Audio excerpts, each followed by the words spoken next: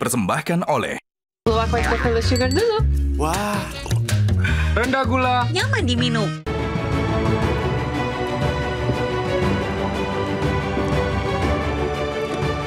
Selamat malam para pemirsa, ketemu lagi di Hot Room.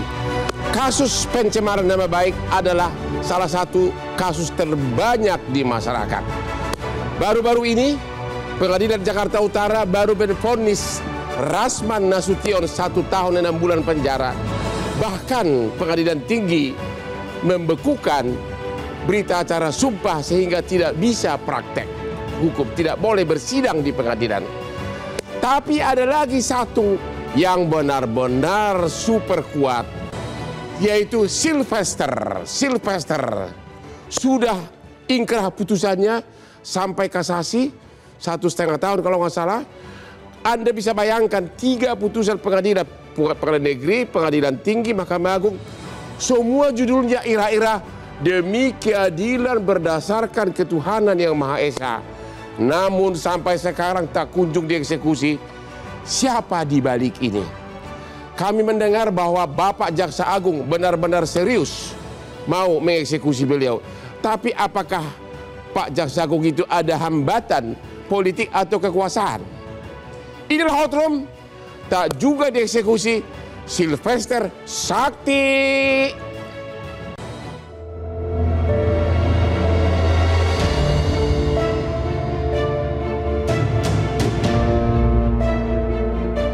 Drama hukum Sylvester Matutina terus berlanjut.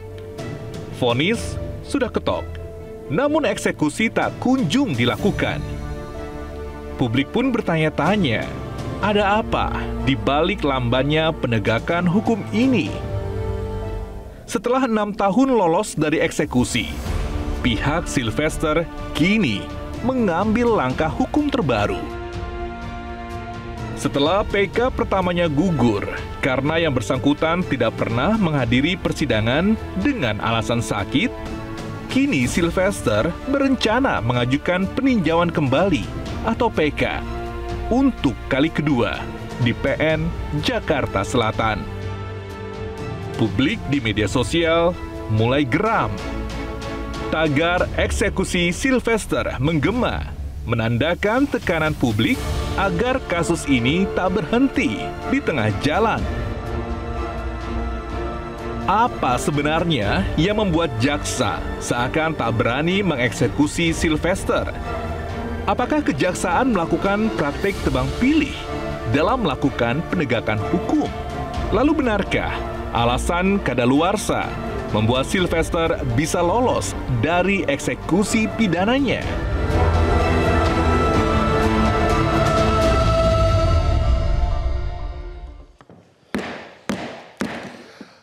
Kalau ada orang kebal eksekusi, kalau Hotman kebal, otaknya tetap daya ingatnya tinggi. Ratusan perkara, hampir semua perkara bisnis kelas kakap di Indonesia ini Hotman yang pegang. Hampir semua naga, konglomerat, Hotman pengacaranya. Bahkan bahkan presiden kita pun, Bapak Prabowo adalah mantan klien saya selama 25 tahun. Apa sih rahasianya? Rahasianya adalah kopi luwak hitam premium. Saya seperti umur 30 kan, walaupun sudah praktek sebagai pengacara 43 tahun, kopi itu khasiatnya membuat lebih muda. Kopi luwak hitam premium. Mantap. Pak Hamid, halo melalui Zoom. Halo Pak Hamid. Halo Pak Hamid.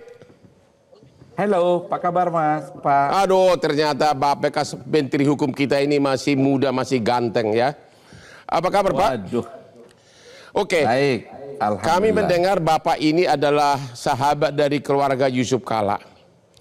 Boleh nggak Bapak ceritakan latar belakang kasus sehingga Sylvester ini dilaporkan ke polisi pencemaran nama baik, dan apakah benar ada usaha-usaha untuk perdamaian? Silakan Pak. Pertama, sebenarnya kan orasi Pak Sylvester di Polda tahun 2017 itu banyak itemnya. Tapi yang sangat memukul ketika beliau mencoba menuding Pak JK mempertentangkan Islam dan Kristen, mempertentangkan pengusaha Kristen dan Islam.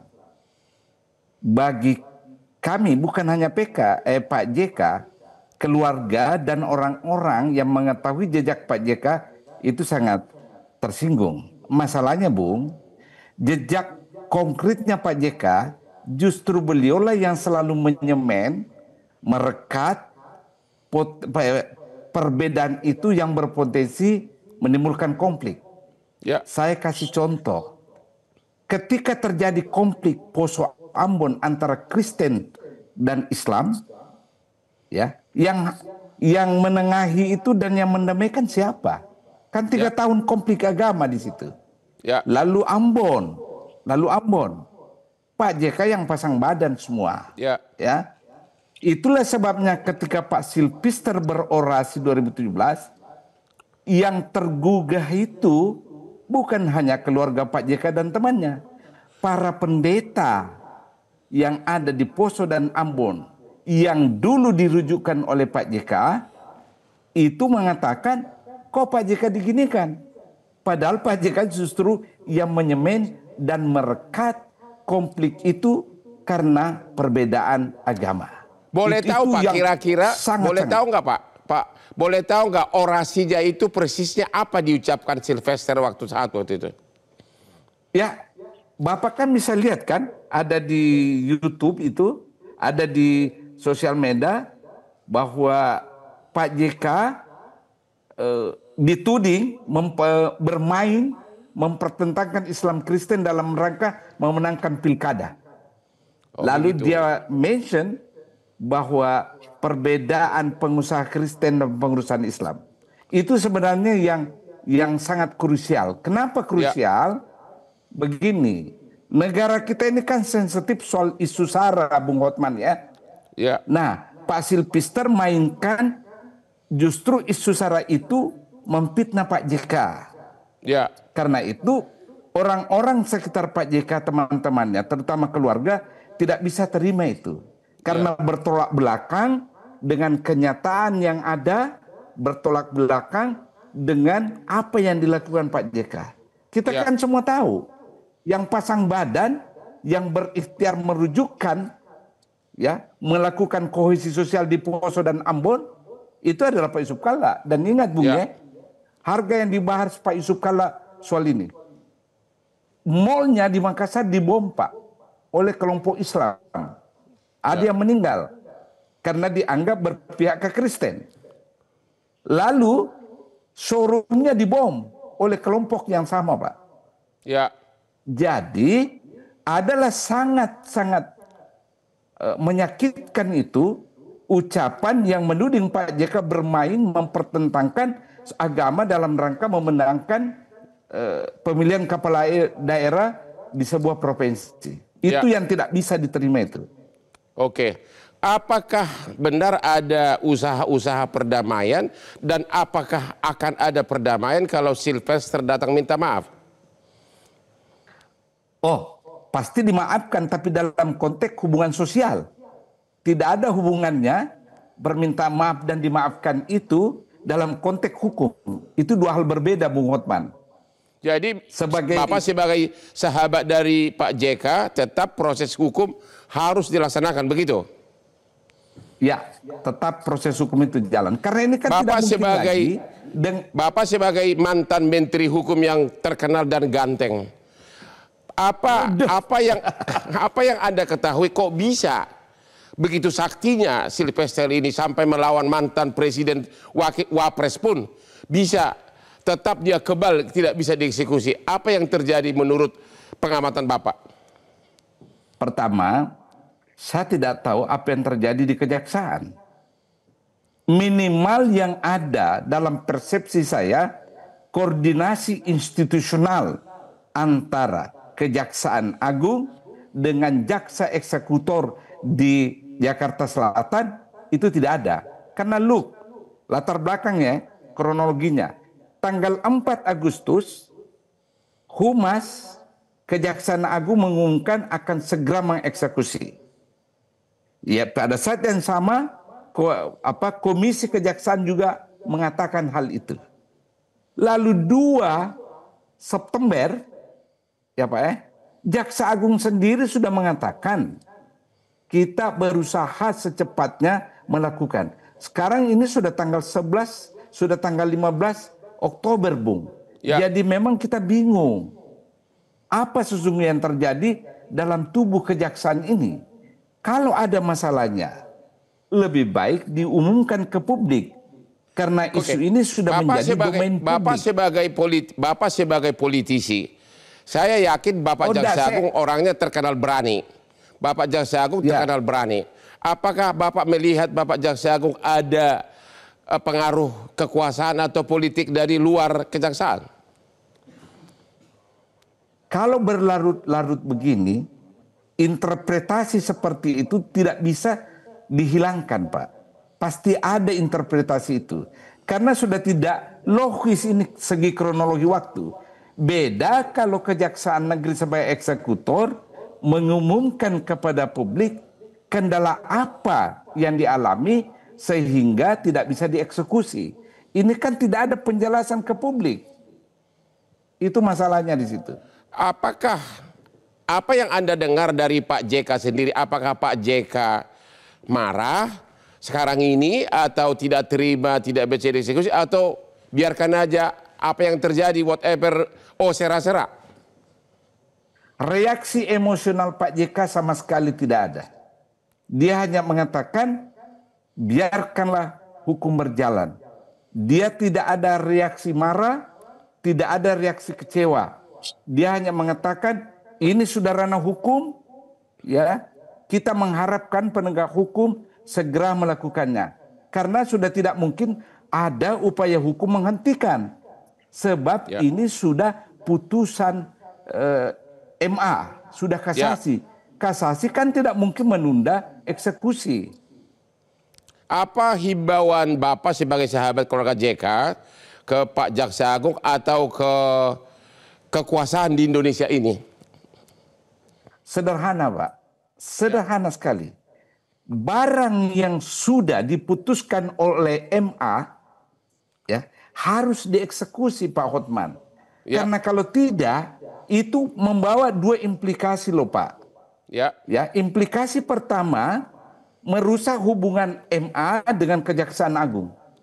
Itu satu, minimal. Yang kedua, trust publik terhadap kejaksaan sebagai eksekutor itu akan tergerogoti karena tidak ada alasan tidak mengeksekusinya kecuali ada kendala dan diumumkan ke publik. Mungkin publik bisa mengerti. Tapi Bapak yakin ada pengaruh dari luar kejaksaan? Ya, dengan melihat kronologi waktu ini, Pak, tidak bisa kita hilangkan itu penafsiran. Tidak bisa, Pak. Karena apa alasannya? Orang tidak menafsirkan secara liar ini kasus. Apa alasan Bapak? 2 bulan lalu saya masih mengatakan mungkin ada masalah administrasi, mungkin ada kendala teknis. Tapi ini kan sudah 2 bulan lalu sejak Agustus, Pak. Oke, kita ketemu lagi di Hot Room. Kita istirahat dulu. Kita istirahat dulu, Pak.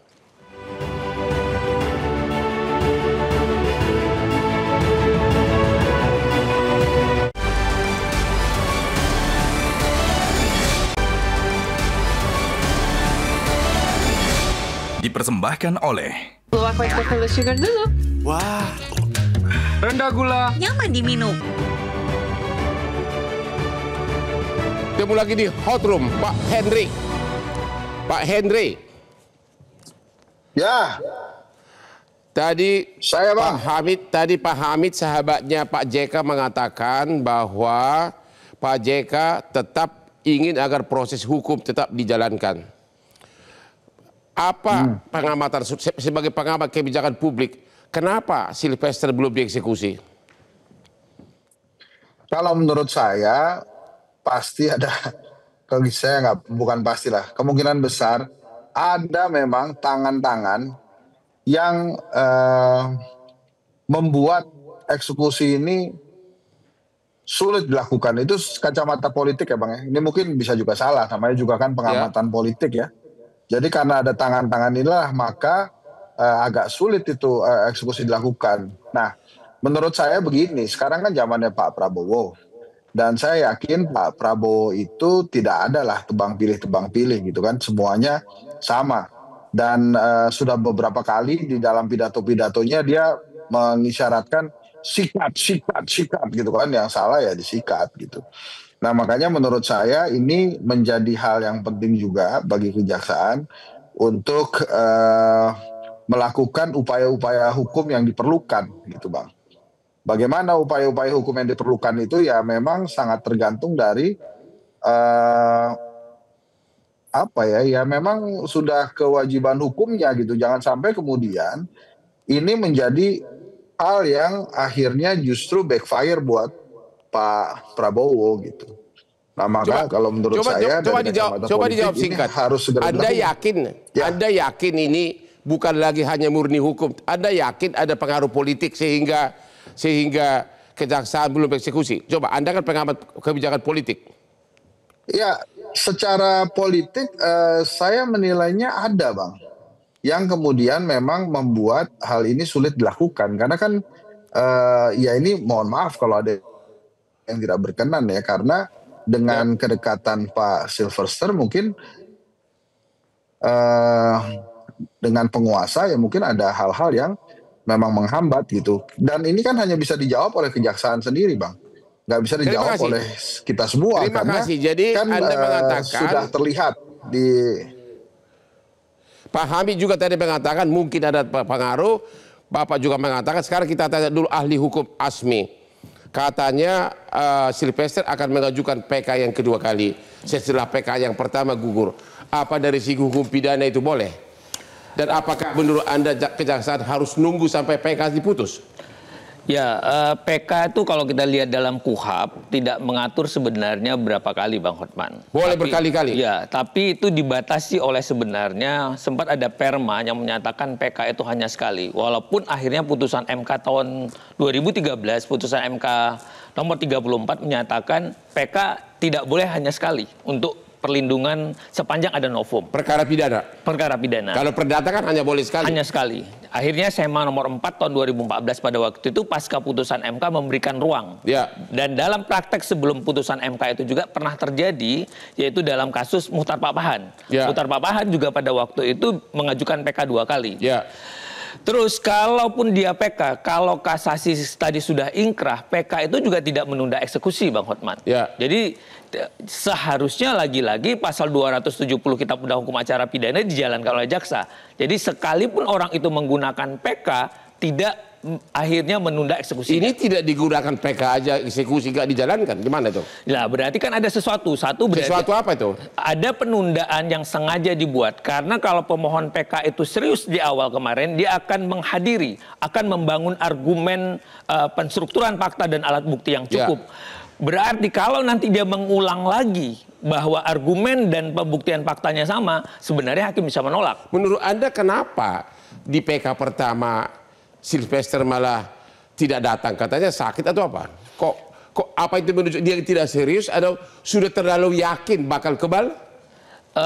Pasti kalau sebagai orang hukum yang dia adalah pembelajar hukum, seharusnya dia meyakini argumentasi dan bangunan pembuktiannya. Ya. Tapi karena dia tidak meyakini argumentasi dan bangunan pembuktiannya, khususnya novum, akhirnya ditarik. Ya. Nah, ini yang paling utama Bang dari aspek hukum pidana. Karena kan yang mau dicari kan adalah sinopumnya tadi, apa yang mau bangunan pembuktiannya. Namun lagi-lagi karena ini tidak di dalam ruang hampa, karena hukum itu juga bergerak, berarti ini kan persoalannya bukan persoalan hukum semata. Ya. Harus kita lihat juga pertimbangan-pertimbangan non hukumnya Bang Hotman. Pertimbangan hukum oleh siapa? Tentu pertimbangan non hukum ini berdampak pada jaksa. Jaksa lah sekarang menjadi bola panasnya karena jaksa tidak melakukan tindakan yang sebagaimana mestinya. Seharusnya kalau tadi sempat disinggung oleh Pak Hamid dari Agustus sekarang ke Oktober, perintah Jaksa Agung sudah, perintah melalui Kapuspen sudah, Kejaksaan Negeri juga sudah menyampaikan statementnya. Tapi dari Agustus sampai sekarang kenapa hampa?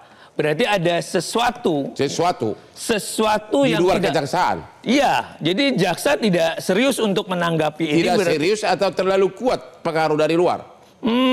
Bisa jadi, berarti kan ada apa ya, penyalahgunaan wewenang, kealfaan sistemik di Kejaksaan Agung sendiri atau jajaran Jaksa Agung. Kalau kejaksaannya serius, biar bagaimanapun kan kejaksaan itu kan bagian dari sistem. Kalau sistem dari luar kejaksaan mengatakan jangan dulu, gimana itu? Ya tidak ada alasan, karena Pak, kita tahu Pak Jagung kita kasus-kasus besar juga berani, kenapa Justru ini tidak berani? Dia sangat berani. Gitu loh, berarti kan untuk kasus-kasus besar aja yang punya tantangan politik gede menghadapi orang yang punya finansial juga berani, Jaksa Agung kenapa ini tidak berani Pak? Berarti ada yang super power. Super power. Ada yang lebih dari itu, ada bintang yang keberapa ini kira-kira Bang, gitu kan? Begitu. Mengenai daluarsa bagaimana? Kan ini udah 6 tahun diputus. Ya. Sampai kapan? Apakah karena kelamaan akhirnya jadi bebas? Oh tidak. Jadi kalau kita bicara tentang sumbu waktu daluarsa itu Bang, ada klarifikasinya. Jadi kalau kita lihat pasal 78 dan pasal 84 dan juga nanti kita lihat di KUHP Nasional 136 dan 142 ada dua. Ada daluarsa penuntutan, ada daluarsa dalam menjalankan putusan. Ya. Jadi ada klasifikasinya. Dari dalam dua objek tersebut tergantung titik penghitungannya. Jadi kalau kita lihat di dalam pasal 78 dan 84 bagi tindak pidana atau kejahatan yang ancamannya di atas 3 tahun itu adalah 12 tahun. 12 tahun. Jadi Sylvester berapa tahun lagi dia baru bisa berdalih daluarsa? Sylvester kalau kita lihat, kalau dari putusan yang kita lihat itu putusan 287 Kapit 2019 yang diputuskan 20 Mei 2019, kalau kita lihat jadi 12 tahun tadi Bang, ketentuan itu dinyatakan ditambah sepertiga lagi. Ya. Jadi itu menambah menjadi 16 tahun. 16 tahun 20 Mei 2019 berarti 20 Mei 2035. Itu baru selesai. Berarti tidak ada harapan bagi Sylvester untuk memakai daluarsa. Tidak ada. Satu-satunya adalah PK berhasil. Atau dia dieksekusi duluan.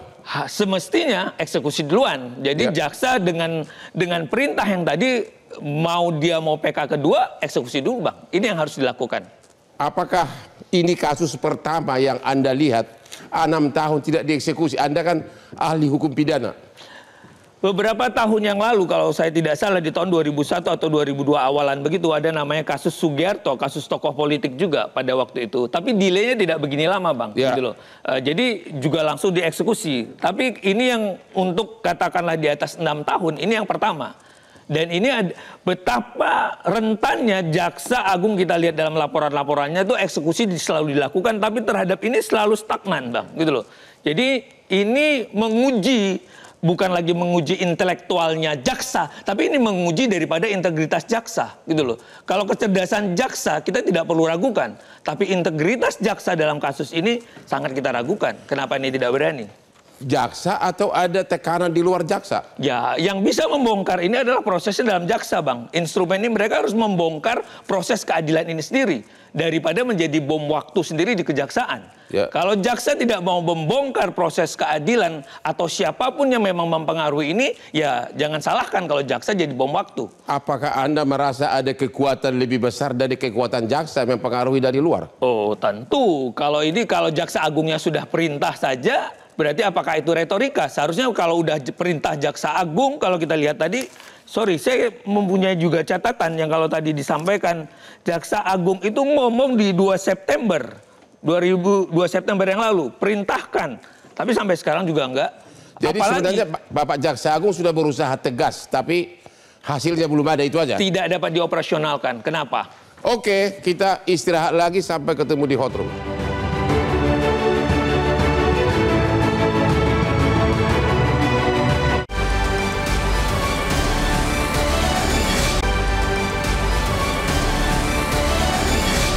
Dipersembahkan oleh Luwak White Chocolate Sugar dulu. Wah, rendah gula. Nyaman diminum. Ketemu lagi di Hot Room. Halo kamu pemirsa yang umur 50 ke atas. Kalau kamu lupa apa yang kau kerjakan 2-3 hari lalu, atau kau lupa makanan apa yang kau makan, atau kau lupa nama siapa yang kau temui, hati-hati. Anda sudah mulai kena lupa ingatan atau demensia. Dan cara mengatasinya seperti yang Hotman lakukan, minum kopi luwak hitam premium 3 kali sehari. Saya yakin Anda akan ingat, termasuk ingat dosa-dosamu, dan juga akan ingat, kau akan jauh lebih muda seperti Hotman. Praktek hukum sudah 43 tahun, tapi penampilan seperti umur 30 tahun karena kopi luwak hitam premium. Pak Batara, Bapak ini kan spesialis judicial reform, ya. Hampir 300 juta penduduk Indonesia melihat ada seorang jagoan, Sylvester Sakti itu kemudian. Apa komentar saudara? Ya, kembali bahwa ada problem besar dalam hal ini, dan saya juga sepakat dengan pembicara sebelumnya bahwa memang permasalahan ini ada pada kejaksaan yang sebenarnya sejak awal tidak serius dalam menangani perkara ini. Sehingga kemudian yang terjadi adalah bukan hanya penunjukan keraguan, tetapi ada sesuatu yang besar yang kemudian mereka ragu untuk bisa melakukan eksekusi. Ya. Itu yang pertama. Yang kedua adalah lemahnya pengawasan terhadap kejaksaan. Kita tahu bahwa ada institusi yang lain yang bernama Komisi Kejaksaan, yang dimana sebelumnya juga saya di sana, tetapi problemnya sekarang adalah seolah-olah Komisi Kejaksaan mengaminkan apa yang dilakukan oleh kejaksaan tanpa kemudian menjalankan fungsi pengawasannya. Dalam artian begini Bang, kalau misalnya kejaksaan dalam hal ini tidak melakukan tugasnya berdasarkan perintah pengadilan dalam melakukan eksekusi terhadap Sylvester, maka Komisi Kejaksaan sebenarnya bisa memberikan rekomendasi kepada Presiden, karena Komisi Kejaksaan bertanggung jawab pada Presiden. Ya. Nah, dari segi Jaksa Agung, saya yakin bahwa Jaksa Agung bisa memerintahkan anak buah, tetapi ini tidak terlihat ada semacam gerakan yang cepat begitu. Malah yang saya lihat bahwa dalam kurun Agustus sampai September, Sylvesternya kan kemudian menantang, tangkap saya, eksekusi saya, tapi saya juga akan PK. Ya. Nah, ini kan seharusnya tidak bisa dibiarkan oleh kejaksaan. Dan memang kejaksaan tidak pernah menyatakan Sylvester buron. Ya. Akhirnya mudah kan untuk ditangkap, tapi itu tidak dilakukan sama sekali. Ya. Pak Jaksa Agung ini kan terkenal berani. Ya. Banyak kolok-kolok kelas kakap sudah disikat sama dia. Ya.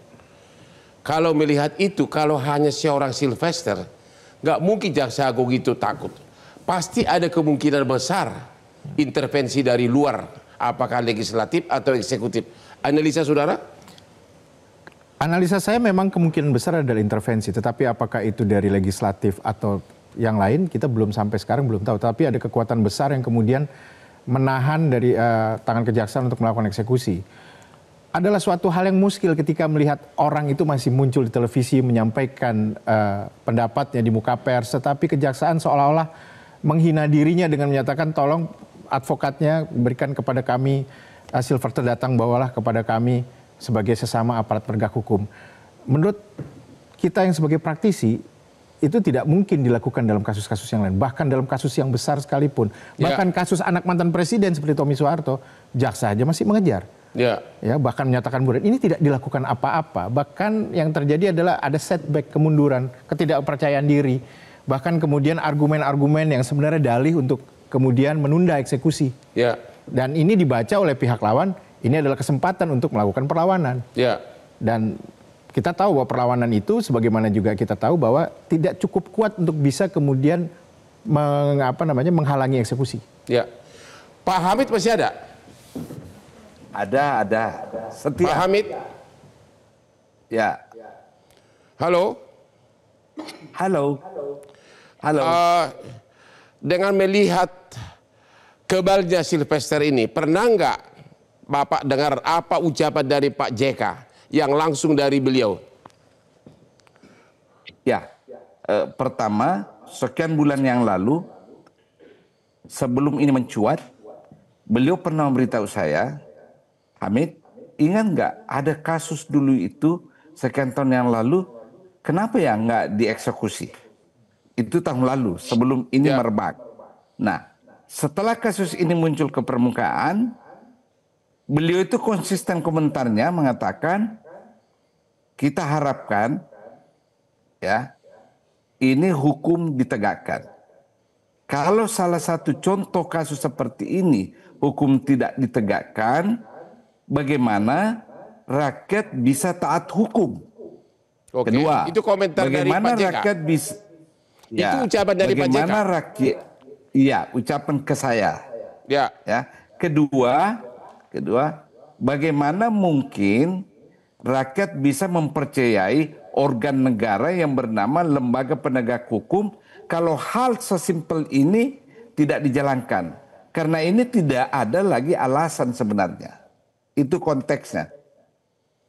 Apakah Pak JK tidak berniat melakukan upaya hukum atau misalnya menunjuk pengacara atau press release, konferensi pers? Kenapa beliau itu silent aja, tidak pernah nongol ke publik? Dia mempercayai dan dia masih optimis, ya, mengharapkan jaksa eksekutor menjalankan kewajibannya. Apakah ini juga ya kebetulan sekarang kan Pak JK sudah di luar jaring kekuasaan. Persis. Sehingga tidak punya power atau bagaimana? Ya, beliau menempatkan diri sebagai negarawan ya, bahwa selalu mengharapkan itu lembaga negara berfungsi dengan baik.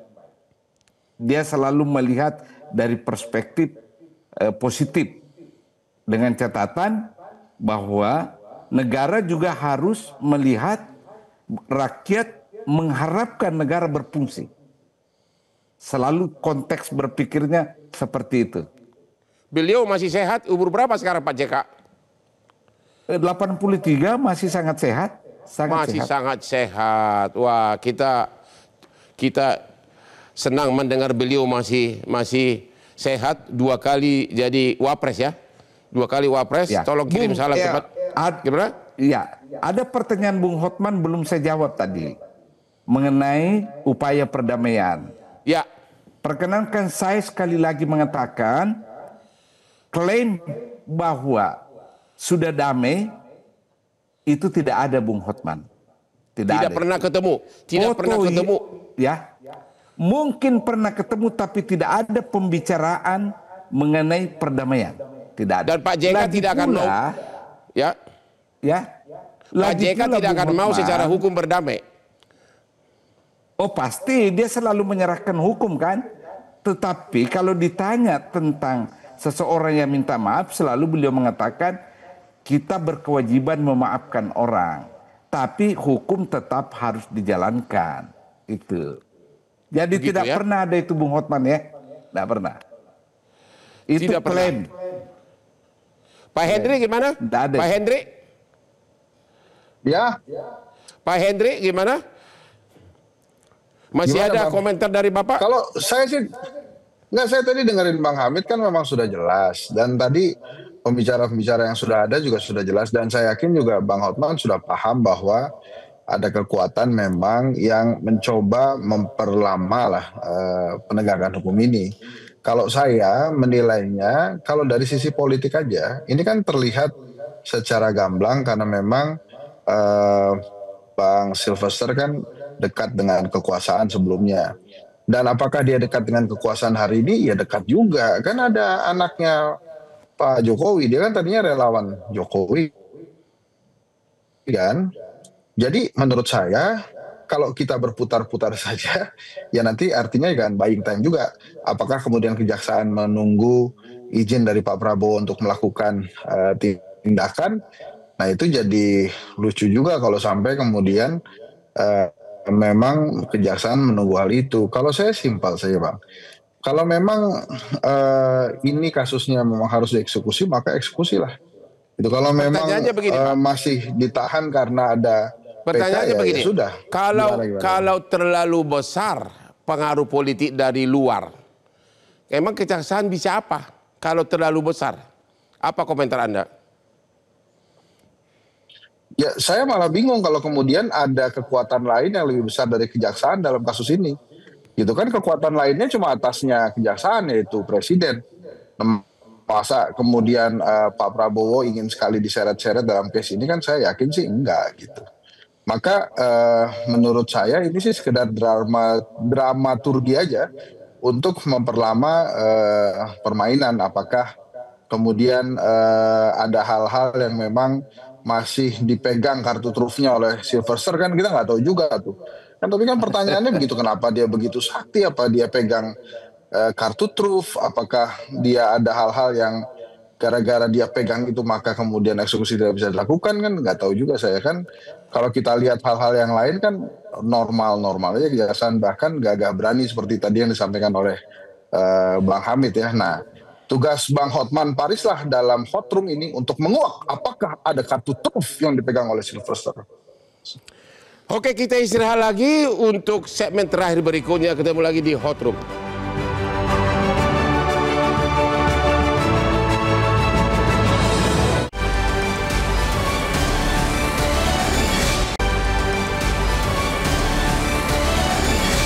Dipersembahkan oleh Lu aku ekspor sugar dulu.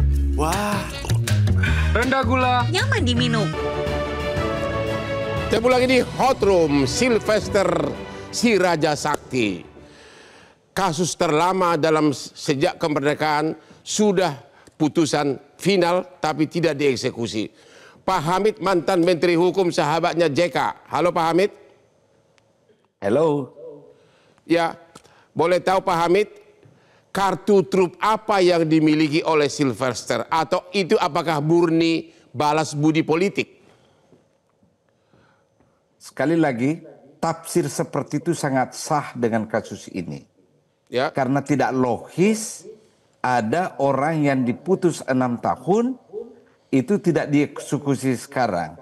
Lebih tidak logis lagi, sudah ada perintah Jaksa Agung, sudah ada kehendak Komisi Kejaksaan, sudah ada pengumuman dari institusi Kejaksaan Agung, tetapi pihak eksekutor tidak bergerak. Disitulah orang boleh menafsirkan secara liar bahwa Bapak Sylvester kita super kuat di negeri ini. Super kuat atau mendapatkan balas budi politik? Ada backup politik. Ada backup politik. Oke, Pak Hendrik. Kita tidak bisa. Silakan Pak. Ya itu saya cocokkan dari tadi dengan apa yang disampaikan oleh Pak Hamid. Ini kan misterinya selalu begitu, kartu truf apa yang dipegang oleh Sylvester. Kalau kemudian memang ada kartu truf, apakah itu ada hubungan-hubungan? Ya boleh tahu nggak kartu truf apa? Ada kan pengamat politik, Pak Hendrik. You kan pengamat politik. Kartu truf apa yang dia miliki? Ya saya nggak tahu Bang. Ini mungkin hot room yang bisa membuka itu. Cuma kan kalau secara politik, secara gamblang tadi juga Pak Hamid mengatakan ini pasti ada kartu trufnya. Kenapa kemudian sampai kejaksaan tidak mengeksekusi ini gitu? Apakah kemudian menunggu apa kejaksaan ini? Jadi menurut saya jangan berhenti Bang acara ini sebelum kita bisa membongkar kartu truf apa. Menurut Abang apa kartu trufnya itu? Kalau host itu harus netral. Ini sudah 2 kali memang kita lakukan bulan Agustus. Waktu itu kita yakin bakal dieksekusi. Ya, silakan Pak. Bisa nggak saya membuat pernyataan akhir saya? Silakan.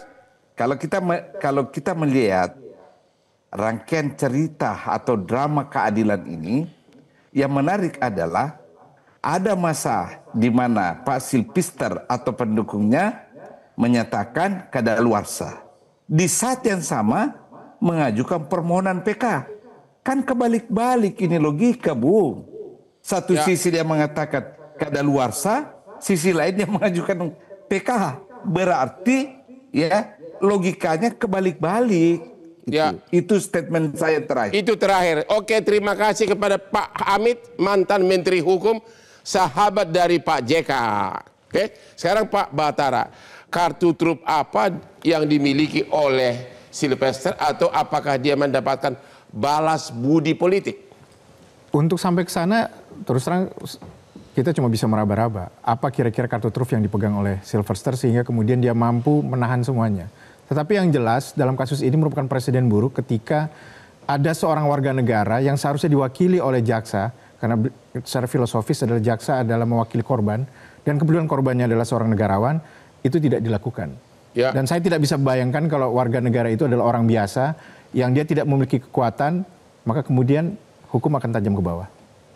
Ini jadi Anda tolong dikasih analisa Saya yakin Bapak Jaksa Agung berani, orangnya berani. Ya. Pasti ada intervensi dari luar. Analisa saudara bagaimana? Ya mau tidak mau klarifikasi itu tetap harus dilakukan kepada Jaksa Agung dan tentunya. Tapi Anda yakin ada intervensi? Ada, pasti jelas. Karena bagaimanapun juga ketika semua orang berbicara dan anehnya juga terjadi saling lempar di antara kejaksaan, baik Kejaksaan Negeri Jakarta Selatan dengan Kejaksaan Agung seolah-olah tidak ada koordinasi. Ini kan merupakan suatu sinyalemen bahwa ada semacam keraguan untuk melakukan tindakan terhadap orang ini. Ada keraguan untuk melakukan tindakan? Iya. Keraguan atau tidak berani gara-gara pengaruh dari luar? Salah satunya itu, keraguan itu kan dia berarti berhitung dong Bang. Oh begitu. Dia berhitung apa kalau saya lakukan ini. Ya. Oh begitu. Tapi tidak berhitung kepada korban yang merupakan juga seorang negarawan. Ya. Kan pertanyaan Pak JK adalah kok lama ya 6 tahun. Seorang wakil presiden pun. Mantan wakil presiden 2 kali. Bayangkan kalau rakyat biasa ya. Ya. Pak Asmi sebagai terakhir. Benar nggak dalam sejarah Indonesia inilah kasus pertama terlama sudah putusan sudah final tapi tidak dieksekusi? Kalau kita neliti dari 25 tahun belakangan, jelas Bang. Saya tidak tahu kalau dari kemerdekaan, tapi kalau 25 tahun belakangan, ini adalah yang terlama. Yang terlama? Ya, eksekusi. Jadi menurut Anda, seperti gambar di sini nih, apakah memang Sylvester itu seorang super sakti, superhero? Sebenarnya tidak. Sebenarnya urusan hukumnya sudah tuntas. Ya. Sewaktu ada urusan hukumnya sudah tuntas, sudah selesai, berarti ada pertimbangan non-hukum. Ya. Sewaktu pertimbangan non-hukum berarti ada pengecualian. Ya. Saya mau lebih tegas karena sebagai seorang akademisi, siapa sih yang memilih dan bertanggung jawab atasan langsung Jaksa Agung itu ke siapa Bang? Kan Presiden. Ya. Presiden, mantan presiden kah? Karena tidak ada atasan lain. Karena Jaksa Agung itu dipilih dan bertanggung jawab kepada Presiden. Ya. Disinilah perlu kejernihan yang tadi udah dibilang, kalau memang Pak JK ataupun siapapun hari ini kan menghancurkan prinsip daripada kepastian hukum itu sendiri dan mengikis kepercayaan masyarakat gitu loh. Kalau ini dibiarkan. Jadi tolonglah minta kebaikannya Pak Jaksa Agung ya untuk menuntaskan ini. Atau tolonglah kebijakan dari di luar Jaksa Agung, ada pengaruh politik. Siapapun yang pengaruh politik, patahkanlah egonya. Jangan lagi kita menjadi proteksi atau menjual proteksi untuk orang-orang yang sudah begini. Biarlah proses hukum sebagaimana pasal 1 ayat 3 Undang-Undang Dasar 45. Indonesia adalah negara hukum. Ya jalankan aja. Saya kira juga Bang Sylvester juga sebagai aktivis ya ada resiko kok. Gitu loh. Biasa saja untuk menjalankan itu. Saya kira di tengah perjalanan nanti ada hal-hal keistimewaan. Saya kira sudah. Kalau masyarakat melihat. Sekarang Anda kan ahli hukum. Saya juga pengacara. Kalau Anda tiba-tiba ditunjuk oleh Sylvester sebagai pengacaranya dengan honor yang sangat tinggi, nasihat kamu kepada Sylvester apa? Oh, nasihat saya akan bilang, Bang, jalankan saja. Tidak perlu lagi. Bagaimana jalankan saja? Ya udah terima honor bagaimana? Oh, enggak lah. Ngapain kita terima gitu? Kita mau terima uang, Bang. Tapi uang yang berkah dan memberkahi, Bang. Ya. Itu harus yang kita pikir. Ini uang aman tidak? Uang yang berkah dan memberkahi. Tapi kalau sumbernya saja sudah menjadi sesuatu hal yang tidak baik, tidak benar, tidak bermanfaat, ya harus kita abaikan, Pak. Kira anak Bapak sebagai ahli hukum lagi, kira-kira PK kedua bakal menang nggak dia? PK kedua akan sulit karena argumen PK pertama yang menjadi benteng dia abaikan, Bang, gitu loh. Ya. Sepanjang argumentasi dan bukti yang dia ajukan adalah sama seperti permohonan PK pertama, akan ditolak, Bang. Tapi kan PK pertama kan karena dia tidak datang. Kalau sampai dia datang, berkasnya dikirim ke Mahkamah Agung, Anda melihat ada kansnya ada nggak Sylvester untuk menang? Sulit, Bang, karena kalau orang mantap pertama itu dia akan all out di PK pertama. Dengan PK pertama ada kesempatan aja diabaikan begitu Berarti saja. Dia ada keraguan-raguan. Kerapuhan terhadap penstrukturan bangunan pembuktian atau novum dalam perkara dia, Bang. Karena dia bakal merasa semakin cepat dia PK, semakin cepat kalah begitu. Ya, itu adalah lubang dua pilihan. Kalau memang hakim melihat, lagi-lagi kan pertimbangan hakim, Bang. Kalau hakim melihat itu ada logis dan menjadikan novum baru, ya silakan. Tapi kalau tidak, ya itu adalah menjadi lubang untuk mengeksekusi dia segera. Anda sudah melihat semua pemirsa betapa pentingnya peranan dari ahli hukum tersebut seperti pengacara seperti kami ini, ya. Betapa pentingnya pengaruh kami ini. Jadi jangan selalu curiga kepada kami pengacara. Demikianlah akhir dari diskusi kita malam ini. Sampai ketemu di Hot Room setiap hari Rabu jam 9 malam hanya di Metro TV. Pak, sini Pak. Kita perlu...